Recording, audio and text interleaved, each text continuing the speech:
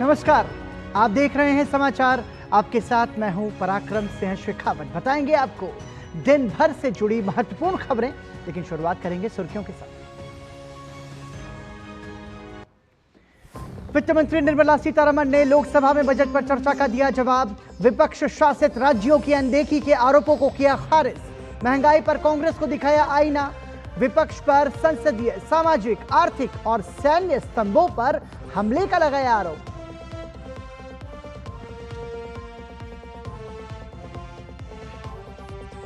इंडी गठबंधन की गंदी राजनीति उजागर। प्रधानमंत्री नरेंद्र मोदी ने साझा किया भाजपा सांसद अनुराग सिंह ठाकुर का भाषण। बजट पर चर्चा में भाग लेते हुए अनुराग सिंह ठाकुर ने राहुल गांधी के भाषण पर जमकर किए पलटवार। केरल के वायनाड में भूस्खलन से भारी तबाही। राहत और बचाव कार्य युद्ध स्तर पर जारी। अब तक 100 से ज्यादा की मौत। बचाव अभियान में सेना कर रही है मदद। प्रधानमंत्री नरेंद्र मोदी ने हर संभव मदद का दिया आश्वासन। केंद्रीय शिक्षा मंत्री धर्मेंद्र प्रधान ने national apprenticeship training scheme 2.0 portal को किया लॉन्च। स्कीम के तहत प्रशिक्षुओं को 100 करोड़ रुपए स्टाइपेंड का किया वितरण। उद्योग जगत की जरूरतों के मुताबिक छात्रों को कौशल प्रशिक्षण मुहैया कराने के मकसद से इस योजना की शुरुआत। पेरिस ओलंपिक में भारत के खाते में एक और पदक। मनु भाकर सरबजोत सिंह की जोड़ी ने देश को दिलाया कांस्य। राष्ट्रपति और प्रधानमंत्री ने दी शुभकामनाएं। एक ही ओलंपिक में 2 पदक जीतकर मनु भाकर ने रचा इतिहास। और सुर्खियों के बाद आइए अब खबरों पर नजर डालते हैं विस्तार से। बजट पर चली लंबी चर्चा का लोकसभा में जवाब देते हुए वित्त मंत्री निर्मला सीतारमण ने एक तरफ सरकार की प्राथमिकताएं और उपलब्धियां गिनाई, तो दूसरी तरफ विपक्ष के सवालों का आंकड़ों की धार पर पलटवार किया। वित्त मंत्री निर्मला सीतारमण ने महंगाई और बेरोजगारी को लेकर भी विपक्ष को आईना दिखाया। साथ ही अग्निवीर और उद्यमियों की छवि खराब करने को लेकर भी विपक्ष को जमकर घेरा। आम बजट पर चर्चा का जवाब देते हुए वित्त मंत्री निर्मला सीतारमण ने महंगाई और बेरोजगारी को लेकर विपक्ष के आरोपों के जवाब भी दिए, तो वहीं अग्निवीर, संसदीय मर्यादा और देश के उद्यमियों को बदनाम करने के मुद्दे पर विपक्ष पर हमलावर भी नजर आईं। हलवा सेरेमनी में शामिल अफसरों में कितने SC, ST, OBC के हैं, इससे संबंधित नेता प्रतिपक्ष राहुल गांधी की टिप्पणी पर वित्त मंत्री ने दुख जताते हुए कहा कि कर्तव्य निभाने वाले अफसरों को नीचा दिखाना सही नहीं है। उस समय के फाइनेंस मिनिस्टर से ये पूछा नहीं गया, आप नीचे जा रहे हो बंटवारा करने के लिए, हलवा बंटवारे करने के लिए, आपके साथ कितने SC हैं, कितने ST है, कितने OBC है, वो पूछा नहीं है। उस समय के ऑफिसर्स लोग के स्टैटिस्टिक्स गणना नहीं हुआ, मगर अभी पूछा जा रहा है। इसीलिए मैं बोल रही हूं, इस देश में लोगों को बंटवारे करने में कुछ षड्यंत्र के साथ इस प्रश्न पूछा जा रहा है। Sir, it's a shame. वित्त मंत्री ने कहा कि उद्यमी भारत का निर्माण कर रहे हैं, फिर भी धन सृजन करने वालों के खिलाफ साजिश की जा रही है। ऐसी छवि बनाई जा रही है कि भारतीय संस्थानों में विदेशी निवेश सुरक्षित नहीं है। वित्त मंत्री ने कहा कि सभी को मिलकर इस साजिश से लड़ना होगा। साथ ही उन्होंने अग्निवीर के बारे में फैलाए जा रहे भ्रम को लेकर भी विपक्ष पर प्रहार किए। As a part of a conspiracy, sir, this strength of the army is being challenged. Whatever is happening today regarding Agniveer is a part of this conspiracy. I'm afraid to say this. Negativity is being spread in society towards all those who do business. And this hatred for business and wealth creators is spilling everywhere. There is a conspiracy to send a message to the entire world that India is not safe for investors, sir. वित्त मंत्री निर्मला सीतारमण ने कहा कि पिछले कुछ सालों में स्वरोजगार के लिहाज से रोजगार के अवसर बढ़े हैं।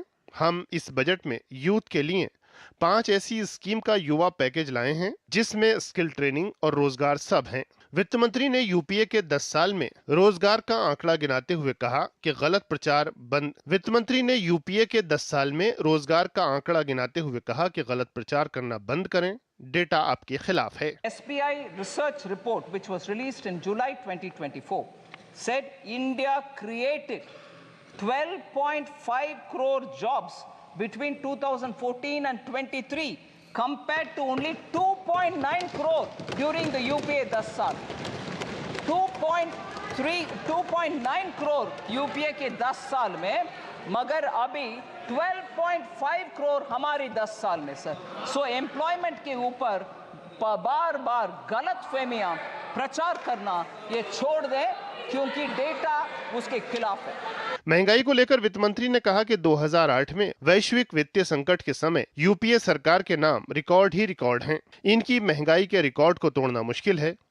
उन्होंने कहा कि कांग्रेस आई, महंगाई लाई, ये इनका रिकॉर्ड है. India's inflation between 2020-2023 is much lower than the global average.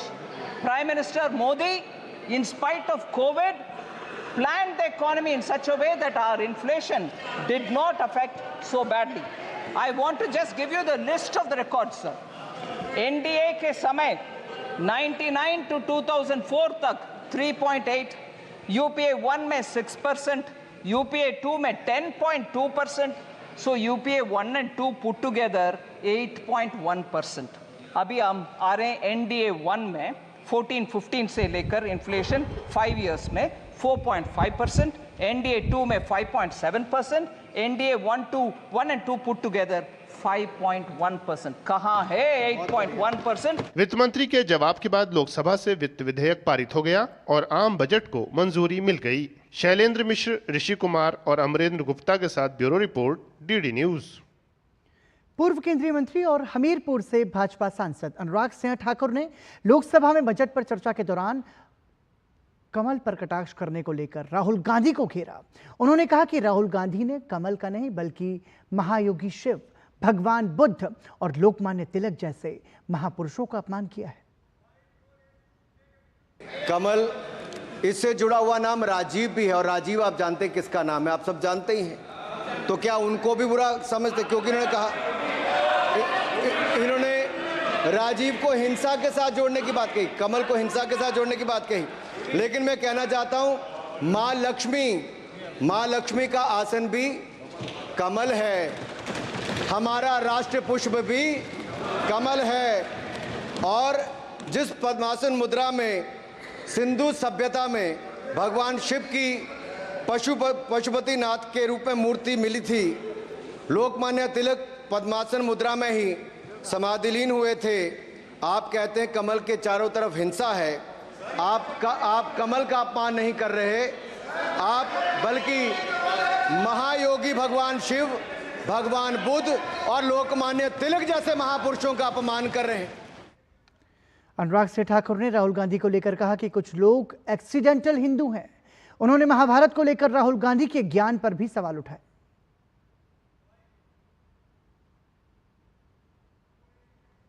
कुछ लोग एक्सीडेंटल हिंदू हैं और महाभारत का ज्ञान भी एक्सीडेंटल है. और उस नेता के अलावा और कौन नहीं जानता कि महाभारत में अभिमन्यु का वध 7 महारथियों ने मिलकर किया था. जयद्रथ, दुर्योधन, दुशासन, कर्ण, द्रोणाचार्य, कृपाचार्य और शकुनी.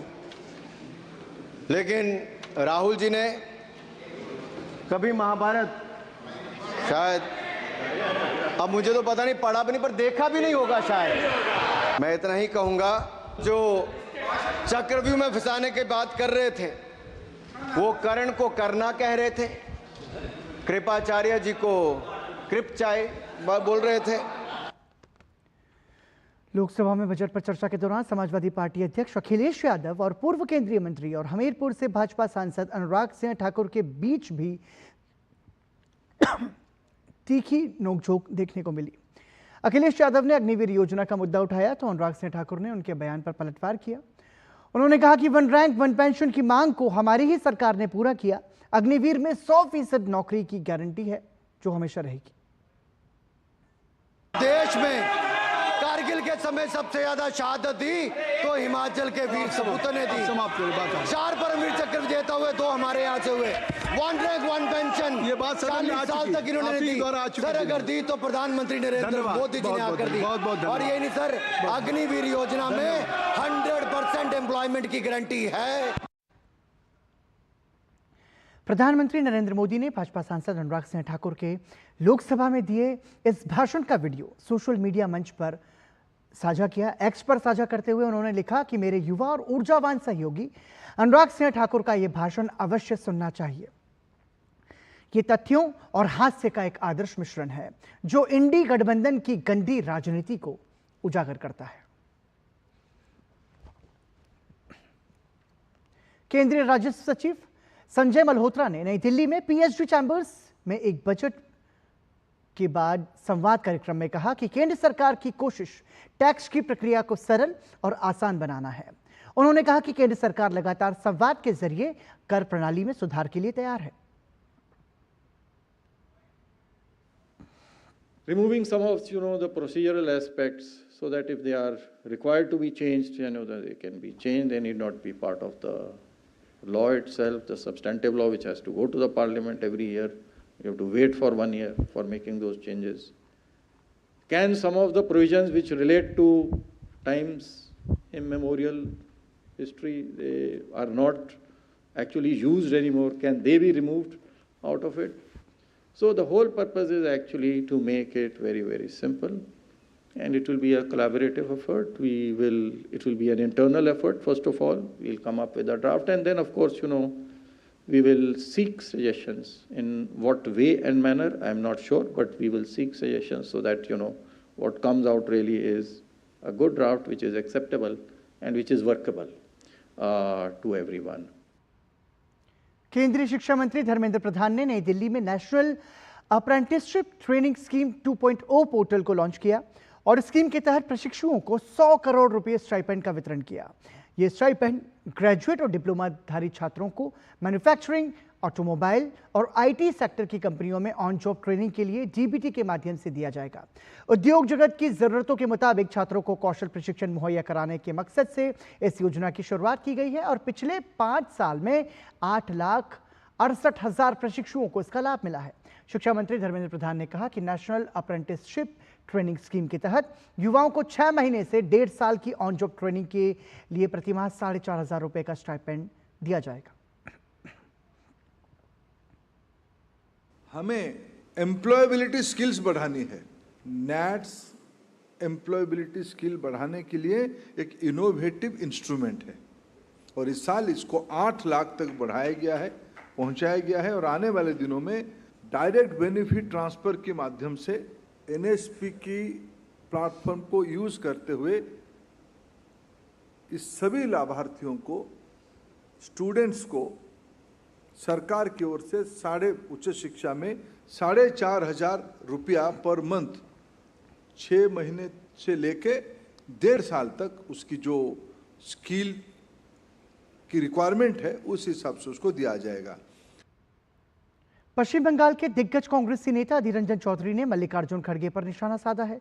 अधीर रंजन चौधरी ने कहा कि जिस दिन से मल्लिकार्जुन खड़गे पार्टी अध्यक्ष बने हैं उस दिन से पार्टी के संविधान के मुताबिक देश में पार्टी के बाकी सभी पद अस्थायी हो गए हैं, यहां तक कि मेरा पद भी अस्थायी हो गया है। जिस दिन से खड़गे साहब हमारे पार्टी के अध्यक्ष बने, हमारे पार्टी के जो संविधान होते हैं, संविधान के मुताबिक सारे पद जिसको कहते हैं कि टेम्पोररी बन जाते हैं, अस्थायी हो जाते हैं। उस विषय को अगर सामने रखे तो जिस दिन से खड़गे साहब पद संभाले उसी दिन से सारे देश में सारे पद अस्थायी हो गए। मैं भी अस्थायी हो चुके थे। दिल्ली शराब घोटाला मामले में बड़ी बात सामने आई है। सीबीआई की चार्जशीट में साबित हो गया है कि दिल्ली के मुख्यमंत्री अरविंद केजरीवाल ही शराब घोटाले के असली मास्टरमाइंड हैं।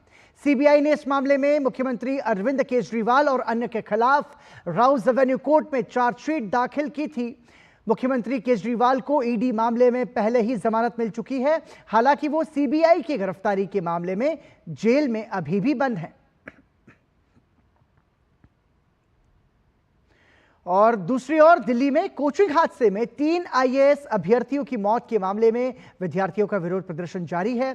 कल तक जो कांग्रेस पार्टी इस हादसे के लिए आम आदमी पार्टी को घेर रही थी, वो आज केजरीवाल के समर्थन में विपक्षी इंडी गठबंधन के साथ प्रदर्शन कर रही थी।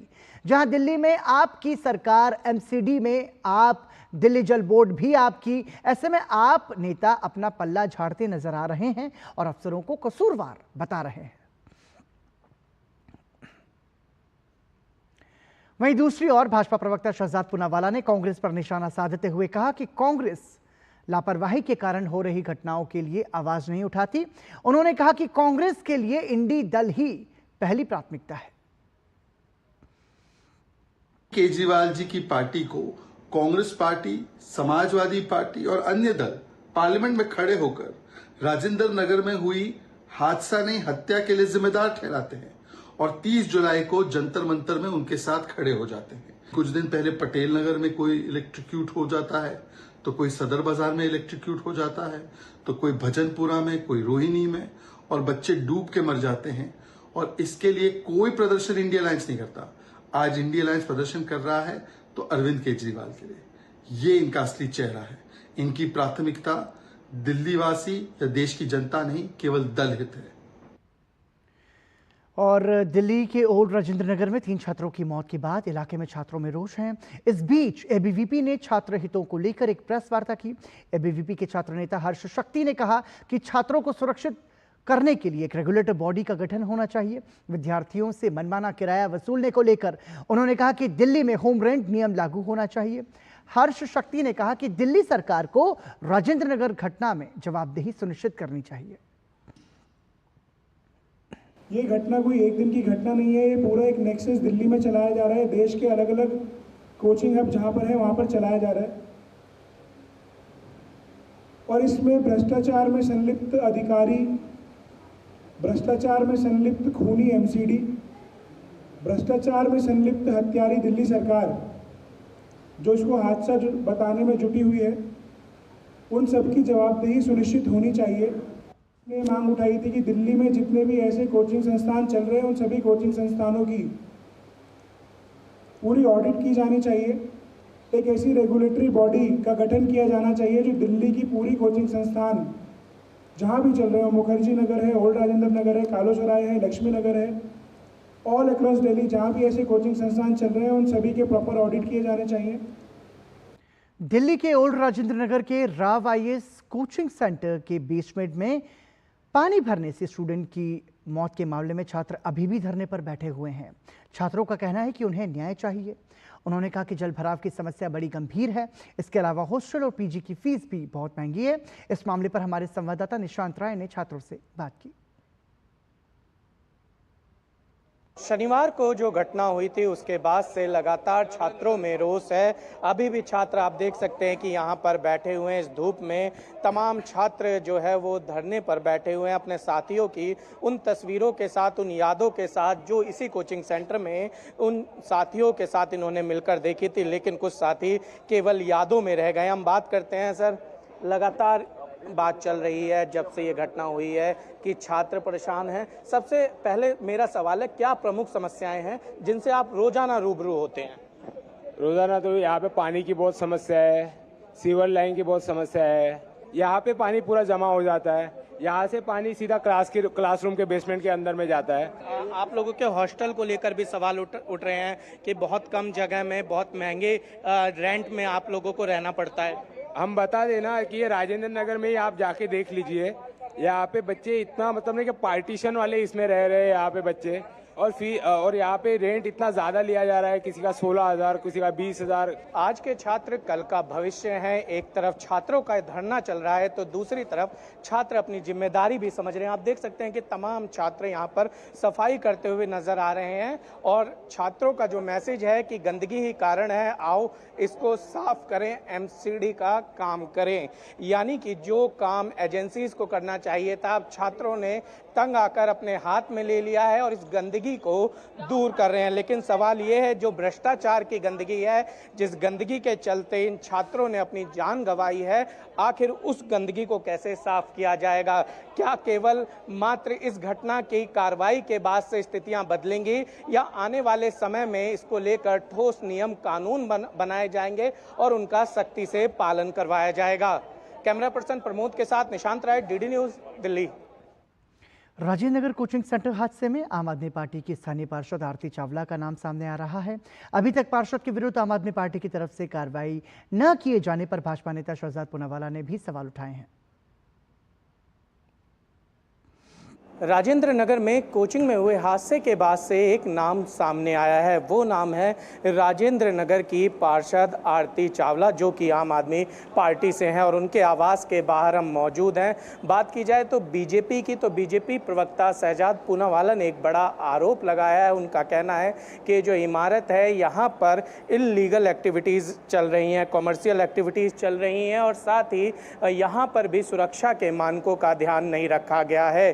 बीजेपी प्रवक्ता ने बताया है कि यहाँ पर, अगर यहाँ की बात की जाए तो यहाँ पर एंट्री और एग्जिट गेट एक है। अगर कल को कोई हादसा होता है, उस हादसे से सुरक्षित बच निकलना बड़ा ही मुश्किल होगा। साथ में बीजेपी ने यह भी आरोप लगाया है कि अरविंद केजरीवाल और उनकी कैबिनेट ने अभी तक पार्षद पर कोई कार्रवाई क्यों नहीं की, ये सवाल पूछा है। साथ ही ये कहा है कि राजेंद्र नगर में जिस तरीके की घटना हुई है, उस घटना की पुनरावृत्ति ना हो, इसके लिए ज़रूरी है कि आरती चावला पर कार्रवाई की जाए। कैमरा पर्सन प्रमोद के साथ निशांत राय, डीडी न्यूज़, दिल्ली। और अब खबरें पेरिस ओलंपिक से जुड़ी हुई।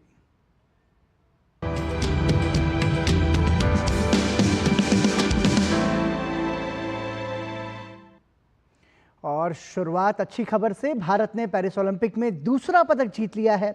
10 मीटर पिस्टल मिश्रित स्पर्धा में सरबजोत सिंह के साथ मिलकर मनु भाकर ने कांस्य पदक जीता। भारतीय जोड़ी ने कांस्य पदक के मुकाबले में दक्षिण कोरियाई जोड़ी को 16-10 से हराया। इसी के साथ मनु भाकर ने इतिहास रच दिया है। वो एक ही ओलंपिक में 2 पदक जीतने वाली पहली भारतीय महिला खिलाड़ी बन गई हैं। वहीं प्रधानमंत्री नरेंद्र मोदी ने सरबजोत सिंह से फोन पर बात करके उन्हें बधाई दी है।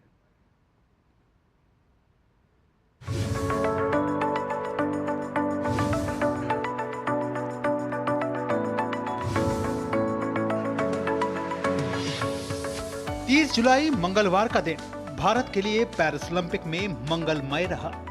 भारतीय निशानेबाजों ने एक बार फिर अपने अचूक निशाने से पूरी दुनिया को परिचित करवा दिया। मनु भाकर और सरबजोत सिंह की जोड़ी ने 10 metre air pistol mixed team event में कांस्य पदक जीतकर भारत की झोली में पेरिस ओलंपिक का दूसरा पदक ला दिया। भारतीय जोड़ी ने कांस्य पदक के मुकाबले में दक्षिण कोरियाई जोड़ी को 16-10 से हराया। भारत ने कुल मिलाकर 8 राउंड जीते, जबकि कोरिया ने 5 राउंड में जीत हासिल की। इसी के साथ मनु भाकर ने इतिहास रच दिया। मनु आजादी के बाद एक ही ओलंपिक में 2 पदक जीतने वाली पहली भारतीय खिलाड़ी बन गई। साल 1900 में नॉर्मन प्रिचर्ड ने भारत का प्रतिनिधित्व करते हुए 2 पदक जीते थे, लेकिन वो मूलतः ब्रिटिश थे।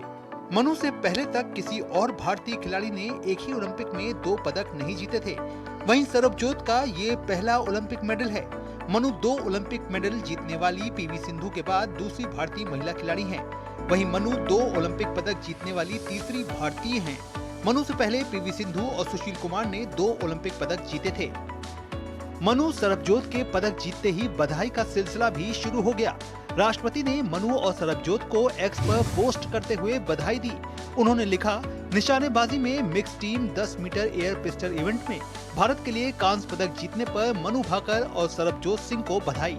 मनु भाकर ने इतिहास रच दिया है। वे एक ही ओलंपिक में 2 पदक जीतने वाली भारत की पहली महिला निशानेबाज बन गई हैं। उन्होंने हमें बेहद गौरवान्वित किया है। मैं उन्हें और सरबजोत सिंह को भविष्य में और भी कई उपलब्धियां हासिल करने के लिए शुभकामनाएं देती हूं। प्रधानमंत्री नरेंद्र मोदी ने भी मनु भाकर और सरबजोत सिंह को बधाई दी। उन्होंने लिखा, हमारे निशानेबाज हमें लगातार गौरवान्वित कर रहे हैं। मनु भाकर और सरबजोत सिंह को ओलंपिक में 10 metre air pistol mix team event में कांस्य पदक जीतने पर बधाई। दोनों ने शानदार कौशल और टीम वर्क दिखाया है। भारत में अविश्वसनीय रूप से खुशी का माहौल है। मनु के लिए ये उनका लगातार दूसरा ओलंपिक पदक है, जो उनकी निरंतर उत्कृष्टता और समर्पण को दर्शाता है। केंद्रीय खेल मंत्री मनसुख मांडविया ने दोनों खिलाड़ियों को बधाई देते हुए एक्स पर पोस्ट किया। उन्होंने लिखा, 10 metre air pistol mix team event में भारत के लिए ऐतिहासिक पदक जीतने पर मनु भाकर और सरबजोत सिंह को बहुत बहुत बधाई। आपके शानदार टीम वर्क ने देश को गौरवान्वित किया है। बधाई हो मनु भाकर, आपने ओलंपिक खेलों के एक ही संस्करण में 2 पदक जीतने वाली पहली भारतीय बनकर इतिहास रच दिया है। आप हमारे देश का गौरव हैं। पदक जीतते ही दोनों खिलाड़ियों के घर पर जश्न का माहौल भी देखने को मिला। मनु भाकर के दूसरे ओलंपिक पदक जीतने पर उनके घर फरीदाबाद में उत्सव का माहौल दिखा। वहीं अंबाला में सरबजोत सिंह के घर पर भी जमकर जश्न मनाया गया। जो खुशी के जो भाव हैं वो बाहर नहीं निकल पा रहे हैं। मैं बहुत ज्यादा खुश हूँ। मुझे ये ना रहे कि कभी मेरा हृदय कहीं मेरा हार्ट फेल ना हो जाए, कहीं मैं मर ना जाऊँ कहीं। मैं इतनी ज्यादा खुश हूँ। आज ये दिन जो बजरंगबली ने हमें दिया है ना, ये मैं जन्मों तक नहीं भूलने वाली। सबके चेहरे पे खुशी है, इससे बड़ी उपलब्धि क्या होगी। आप पे, पड़ोसियों पे, हमारे जानने वाले चाहने वालों से सबके चेहरे पे खुशी है, तो इससे बड़ी उपलब्धि कोई हो ही नहीं सकती। मुझे लग रहा है मनु टोक्यो की कमी पूरी कर रही है और मोदी जी का इनकरेजमेंट उसको वो कर रहा है। और सबसे बड़ी बात ये है कि मनु ने जो मेहनत की है और साथ साथ में मनु को जो सपोर्ट मिला है NRE से, OGQ से, स्पोर्ट्स मिनिस्ट्री से, प्रधानमंत्री से, सबसे जो मदद मिली है वो बहुत उत्साह वाली है। मनु भाकर जी ने और सरबजोत जी ने कल क्वालिफाई किया था जी। अब आज इसका फाइनल होया जी। फाइनल में इसमें ब्रॉन्ज मेडल के लिए ही मैच खेले गया जी। ब्रॉन्ज मेडल के लिए मैच खेले गया। ब्रॉन्ज मेडल मनु भाकर जी को और मेरे सरबजोत बेटे जी को मिल गया जी। मनु भाकर जी को बहुत बहुत बधाइयाँ जी। मनु भाकर जी के फैमिली को बहुत बहुत बधाइयाँ जी। मैं पहले पिजोखड़ साहब गुरुद्वारे में जाऊँगा जी, मान मस्त होगा, उसके बाद घर जाऊँगा जी। ओलंपिक का मेडल बेटे ने कढ़िया जी। जिला वाले वासियों को बहुत बहुत बधाइयाँ जी। दीन गाँव को बहुत बहुत बधाइयाँ जी। ओलंपिक के इतिहास में भारत का ये निशानेबाजी में छठा पदक है। पिछले 2 ओलंपिक खेलों से भारतीय निशानेबाज खाली हाथ लौट रहे थे, लेकिन इस बार पेरिस ओलंपिक में भारतीय निशानेबाजों ने 2 पदक जीतकर इतिहास रच दिया है। पेरिस ओलंपिक में भारतीय निशानेबाज जिस तरह का प्रदर्शन कर रहे हैं, वो उनके बढ़े हुए मनोबल को सामने रख रहा है। पेरिस से मुकेश शुक्ला के साथ गौरव कुमार की report, DD news, Delhi. Manu Bhaker और सरबजोत सिंह वाकई में धन्य हैं इनके माता पिता, जिनके नाम की पहचान अपने बच्चों से हो रही है। मनु भाकर एक ही ओलंपिक में 2 पदक जीतने वाली पहली भारतीय महिला खिलाड़ी हैं। मनु का कहना है कि उनकी कई सालों की मेहनत आखिरकार रंग लाई है। मनु ने कहा कि पेरिस ओलंपिक में आने से पहले उन्होंने पदक जीतने के बारे में सोचा था, लेकिन 2 पदक जीतना सपने के सच होने जैसा है। मनु भाकर से खास बातचीत की हमारे संवाददाता मुकेश शुक्ला ने।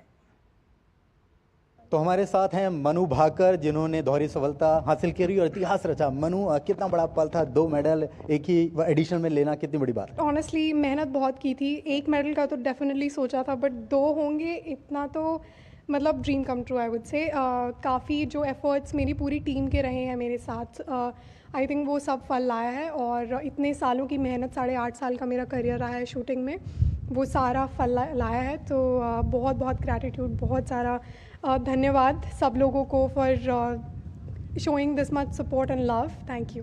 आपका एक और इवेंट बचा है, क्या रंग बदलेगा? कोशिश तो वही रहेगी, बट रिजल्ट्स पे किसी का अधिकार नहीं है। अगर अधिकार होता तो मैं ऑलरेडी 2 गोल्ड लिए होते इनकी बजाय।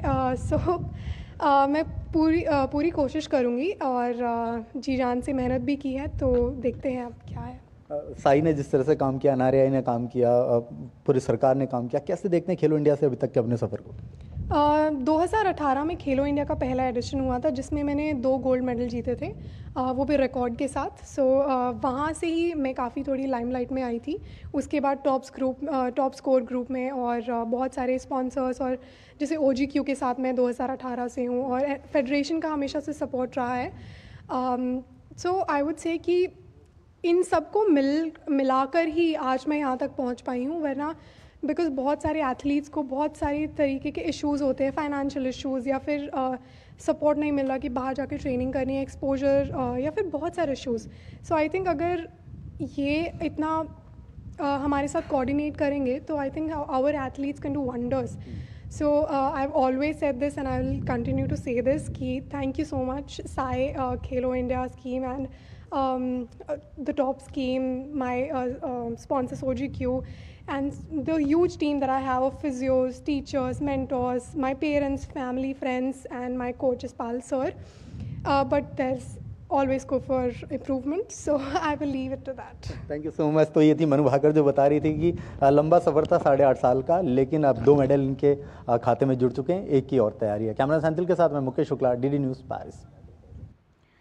सरबजोत सिंह ने मनु भाकर के साथ मिलकर कांस्य पदक जीता। कांस्य पदक जीतने के बाद सरबजोत सिंह ने कहा कि वो पूरी तैयारी के साथ आए थे। वहीं सरबजोत सिंह ने कहा कि मनु के साथ खेलने में उनका आत्मविश्वास बढ़ा। सरबजोत सिंह ने से खास बातचीत की हमारे संवाददाता मुकेश शुक्ला ने। हमारे साथ हैं मिक्स्ड इवेंट के ब्रॉन्ज मेडलिस्ट सरबजोत सिंह। सरबजोत से सीधे बात करेंगे। सरबजोत, कितना बड़ा मौका आप मानते हैं? ब्रॉन्ज मेडल आपने लिया, अभी कुछ कम रह गया आप कह रहे थे। हाँ जी, कम तो रहा है। अभी जो चीज़ मैं लेके आया था, डेडिकेशन, वो सारा कुछ, उसमें अभी भी कमी रही है, बट कोई नहीं, next time I am give my best. कैसा था मनु के साथ इस बार खेलना? पहले ब्रॉन्ज जीत के आई, फिर आपके लिए थोड़ा मोटिवेशन होगा? काफ़ी अच्छा था, कॉन्फिडेंस भी बिल्ड हुआ उसके बाद, और हो गया था कंफर्म कि ब्रॉन्ज मतलब जब उठा सुबह ऐसे ये वो कि मतलब फ्यूचर दिखता है कभी कभी ना, माइंड काफ़ी गलत चीज़ है वैसे, काफ़ी ज़्यादा ही नेक्स्ट आगे बहुत आगे चलता है ये, तो इसको बार बार प्रेजेंट में रखना वो सारा कुछ, तो उसके बाद फिर ब्रॉन्ज। सरबजोत, खेलो इंडिया में मौका मिला, टॉप्स में मौका मिला, कैसे गवर्नमेंट की स्कीम को आप सराह रहे हैं, कैसे देख रहे हैं? गवर्नमेंट की स्कीम काफ़ी अच्छी है इस मामले में, और टॉप्स की भी बहुत ज़्यादा सपोर्ट है, NRI, OGQ, काफ़ी ज़्यादा मतलब स्पॉन्सर भी आ जाते हैं उसके बाद। और बट मैं सबसे ज़्यादा मैं अपने जो प्राइम मिनिस्टर हैं मोदी जी, उन थैंकफुल हूँ उनका, जो उन्होंने मतलब इतनी ज़्यादा अच्छी स्कीम्स निकाली खेलो इंडिया, और उसके बाद फिर वो Sai tops development, core group, वो सारा कुछ। बिल्कुल, तो ये थे सरबजोत सिंह जो बता रहे थे कि किस तरह से प्रधानमंत्री ने इनको सराहा, वो अच्छा था पल, और जिस तरह से इन्होंने मेडल जीता, पहले ओलंपिक में ब्रॉन्ज मेडल। तो ये थे सरबजोत सिंह जो सीधे पेरिस से यहाँ पर ब्रॉन्ज मेडल लेकर के जा रहे हैं। कैमरा सैंथिल के साथ मैं Mukesh Shukla, DD news Paris. और आइए अब नजर डालते हैं कुछ और खबरों पर। जलवायु परिवर्तन से तापमान में अत्यधिक वृद्धि के कारण लेह लद्दाख से आने जाने वाली उड़ानें रविवार को रद्द कर दी गईं। ये उड़ानें इसलिए रद्द की गईं क्योंकि क्षेत्र में ऊंचाई पर वायु घनत्व में बहुत कमी आ गई थी, जिसके कारण परिचालन संभव नहीं हो पा रहा था। जम्मू कश्मीर में इस साल दिल्ली और जयपुर से ज्यादा गर्मी पड़ी। लद्दाख में महीने के आखिरी हफ्ते में तापमान में उछाल देखने को मिला। रविवार को भी भीषण गर्मी का एक और दिन था। लेह के नजदीकी गांव चुचोट में तापमान 39.9 डिग्री सेल्सियस के रिकॉर्ड स्तर पर पहुंच गया। लेह में कुशोक बकुला रिनपोचे हवाई अड्डे को, जो दुनिया के सबसे ऊंचे हवाई अड्डे में से एक है, पहाड़ी हवाओं के कारण इस तरह की चुनौतियों का सामना करना पड़ता है। कम वायु घनत्व भारतीय वायुसेना को भी प्रभावित करता है, क्योंकि इससे लड़ाकू विमानों और हेलीकॉप्टर्स की भारी वहन क्षमता भी सीमित हो जाती है। लेह के साथ साथ पूरा जम्मू एंड कश्मीर में टेम्परेचर थोड़ा सा बढ़ा हुआ है। देखिए, सूरज के मूवमेंट के हिसाब से टेम्परेचर्स, हमारा समर सीजन आती है, मॉनसून का पिक्यूलियरिटी होती है कि उसमें काफ़ी मॉइस्चर आ जाती है, मौसम में नमी आ जाती है, जिसके कारण से ज़्यादा टेम्परेचर बढ़ने से बादल होके दोबारा टेम्परेचर कम हो जाती है। कई कारणों से अभी पिछले 3-4 दिन में मौसम काफ़ी साफ रहा था आपका जम्मू एंड कश्मीर में। लेह के साथ साथ श्रीनगर वैली, सभी जगह में टेम्परेचर एलिवेटेड था। उत्तर प्रदेश के मुख्यमंत्री योगी आदित्यनाथ के सख्त निर्देश के बाद बिजली सप्लाई को लेकर पावर कॉर्पोरेशन ने नया आदेश जारी किया। इसके मुताबिक जिला मुख्यालय पर 24 घंटे लगातार बिजली सप्लाई के निर्देश दिए गए हैं। तो वहीं तहसील स्तर पर 21 घंटे 30 मिनट और ग्रामीण क्षेत्रों में 18 घंटे बिजली सप्लाई के निर्देश दिए गए। मध्य प्रदेश सरकार ने कैबिनेट बैठक में कई बड़ी योजनाओं की घोषणा की है। क्या है वो घोषणाएं, आइए आपको बताते हैं। मध्य प्रदेश में सावन के महीने में लाडली बहनों को राज्य सरकार ने जो तोहफा देने की घोषणा की थी, उसको हरी झंडी कैबिनेट की बैठक में दे दी गई है। दरअसल सावन के महीने में गैस का सिलेंडर 450 रुपए में लाडली बहनों को देने का वादा मोहन यादव की सरकार ने किया था, और मंगलवार को ही कैबिनेट की बैठक में उसको अब मंजूरी दे दी गई है। आपको बता दें कि 848 रुपए का गैस का सिलेंडर मध्य प्रदेश में मिल रहा है, उसमें से 398 रुपए जो है वो राज्य की सरकार सब्सिडी के तौर तौर पर देगी और लाडली बहनों को 450 रुपए देने होंगे, यानी कि सावन के महीने में जो गैस सिलेंडर लाडली बहनों को मिलने वाला है उसकी कीमत अब लाडली बहनों को केवल 450 रुपए चुकानी होगी। मध्य प्रदेश में मोहन यादव की सरकार की कैबिनेट बैठक में कई बड़े फैसले लिए गए और इन फैसलों में छाई रही प्रदेश की लाडली बहनें। दरअसल राज्य सरकार ने लाडली बहनों के लिए एक और बड़ी घोषणा की है। प्रदेश सरकार अब लाडली बहना योजना में महिलाओं को 450 रुपए में घरेलू सिलेंडर देने जा रही है। बैठक में आंगनबाड़ी कार्यकर्ता और सहायिकाओं को प्रधानमंत्री जीवन ज्योति योजना और प्रधानमंत्री सुरक्षा बीमा योजना का लाभ देने का निर्णय भी लिया गया। इसके तहत कार्यकर्ताओं का 2 लाख रुपए और सहायिकाओं का 1 लाख का बीमा किया जाएगा। ये राशि 62 साल की उम्र होने से पहले निधन होने पर दी जाएगी। दुर्घटना में स्थायी दिव्यांग होने पर 1 लाख रुपए दिए जाएंगे। हमारी सभी लाडली बहना और खास करके उज्ज्वला गैस कनेक्शन की बहनों का जिनका गैस कनेक्शन है, ये इनकी संख्या लगभग 40 लाख के आसपास है। इनको हम अपने वित्तीय संसाधन से 450 रुपये में गैस कनेक्शन का जो सब्सिडी देने का हमने घोषणा पहले से की हुई है, हम उस पर कायम है। आज कैबिनेट के माध्यम से हमने और दोबारा उसको पुष्टि की है कि इनका वेट खोल करके उनको वो राशि दी जाएगी। ये वही बात है जिसके लिए हमने कहा था कि हमारे द्वारा कोई योजना बंद नहीं की जाएगी, बल्कि और योजनाओं में इजाफा करके सभी वर्गों का खास ध्यान रखा जाएगा। बैठक में आगामी 15 अगस्त के कार्यक्रमों को लेकर भी मुख्यमंत्री मोहन यादव ने अपनी सरकार के मंत्रियों के साथ चर्चा की। केवल महिलाओं को ही तोहफा राज्य सरकार ने कैबिनेट की बैठक में नहीं दिया है, बल्कि कई अन्य महत्वपूर्ण फैसले भी इस कैबिनेट की बैठक में लिए गए हैं। सड़कों की अगर बात की जाए, गांव के विकास की अगर बात की जाए, तो उसको लेकर भी मोहन यादव की कैबिनेट जो मंगलवार को हुई थी उसमें कई महत्वपूर्ण फैसले लिए गए हैं। कैमरामैन चंद्रमोहन के साथ आदित्य श्रीवास्तव, डीडी न्यूज, भोपाल। राजस्थान का वित्त वर्ष 2024-25 का बजट विधानसभा में सोमवार को ध्वनिमत से पारित हो गया। इस बजट में कई बड़ी घोषणाएं हुई, लेकिन सबसे अहम घोषणा रही अग्निवीरों को मिलने वाले आरक्षण की। आइए देखिए हमारे संवाददाता की खास रिपोर्ट। अग्निपथ भर्ती योजना को लेकर राजस्थान सरकार ने बड़ी छूट का ऐलान किया है। अब अग्निवीरों को रिटायरमेंट के बाद अलग अलग सरकारी विभागों में राजस्थान में आरक्षण का लाभ मिलेगा। पहले भी कई राज्यों ने इसका ऐलान किया था, अब राजस्थान भी उनमें शामिल हो गया है, जो अग्निवीरों को खास तरजीह देने वाला है। राजस्थान सरकार ने हाल ही में एक बड़ा फैसला लेते हुए अग्निवीरों को प्रदेश में आरक्षण देने की घोषणा की है। ये आरक्षण पुलिस, जेल प्रहरी और वन रक्षक भर्ती में लागू होगा। मामले में सैनिक कल्याण मंत्री राजवर्धन सिंह राठौड़ ने कहा कि सेना के बाद प्रदेश की सेवा भी अग्निवीर कर सकेंगे। जो अग्निवीर वापस आते हैं उनको एब्जॉर्ब करने के लिए अनेक राज्यों ने पॉलिसीज बनाई हैं। मैं राजस्थान की सरकार में मुख्यमंत्री जी को धन्यवाद देना चाहूँगा कि राजस्थान की अनेकों सर्विसेज जैसे फॉरेस्ट सर्विसेज है, पुलिस सर्विसेज है, जेल सर्विसेज है, इसके अंदर अग्निवीर्स को एब्जॉर्ब करने के लिए इनके लिए एक तरह से आरक्षण रखा गया है। ये फैसला अग्निवीरों के लिए एक बड़ा अवसर होगा और उन्हें प्रदेश की सेवा करने का मौका मिलेगा। इस फैसले से अग्निवीरों को प्रदेश में रोजगार के नए अवसर मिलेंगे और वे प्रदेश की सेवा कर सकेंगे।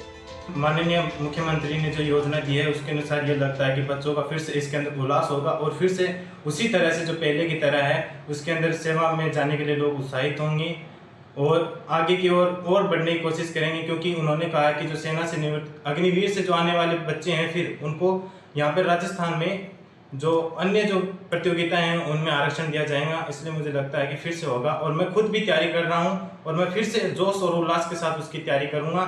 मुख्यमंत्री भजनलाल शर्मा का कहना है कि हमारे जवान देश की मिट्टी के लिए कुर्बान होने का जज्बा हर वक्त तैयार रखते हैं। ऐसे में हम देशवासियों का भी कर्तव्य बनता है कि उनके लिए हर संभव मदद कर सकें। कैमरा पर्सन राकेश पटेल के साथ महेश दाधीच, डीडी न्यूज, जयपुर। विदेश राज्य मंत्री पवित्रा मार्गरीटा ने वियतनाम के प्रधानमंत्री फाम मिन्ह चिन्ह का दिल्ली हवाई अड्डे पर भव्य स्वागत किया। वियतनाम के प्रधानमंत्री फाम मिन्ह चिन्ह 3 दिवसीय आधिकारिक यात्रा पर भारत पहुंचे हैं। यात्रा के दौरान भारत और वियतनाम के बीच द्विपक्षीय रणनीतिक संबंधों को बेहतर बनाने के लिए कई बैठकें होंगी। ये तस्वीरें आप देख रहे हैं, 3 दिवसीय यात्रा पर भारत पहुंचे हैं वियतनाम के प्रधानमंत्री, जिनका दिल्ली विमानतल पर भव्य स्वागत किया गया। अपनी 3 दिवसीय आधिकारिक यात्रा पर भारत पहुंचे हैं वियतनाम के प्रधानमंत्री फाम मिन्ह चिन्ह। उत्तर प्रदेश के प्रयागराज में संगम क्षेत्र में बांध पर स्थित बड़े हनुमान मंदिर कॉरिडोर का निर्माण शुरू हो गया है। बड़े हनुमान मंदिर के महंत बलबीर गिरी की मौजूदगी में पूजा अर्चना के बाद कॉरिडोर के निर्माण का कार्य शुरू किया गया। जनवरी में संगम पर आयोजित होने वाले महाकुंभ को देखते हुए इस मंदिर को कॉरिडोर के रूप में तैयार किया जाएगा। ये कॉरिडोर जो है प्रयागराज की दिव्यता में और भव्यता लाने वाला है, क्योंकि यहाँ पर जो कुंभ होता है, कुंभ के समय में खासकर यहाँ अत्यधिक पब्लिक आती है, जिस कारण से यहाँ भीड़ बनी रहती है। आवागमन का बहुत ये मेन क्षेत्र है, जहाँ से कि आप देखते हैं कुंभ में एक तरफ से निकलते हैं और एक तरफ जाने का रहता है। तो ये जाते समय में ये प्रशासन के लिए भी ये बहुत फायदेमंद रहेगा। और रही बात हमारे हनुमान जी के लिए, तो यहाँ भक्तों के लिए सुलभ कार्य करने वाला है।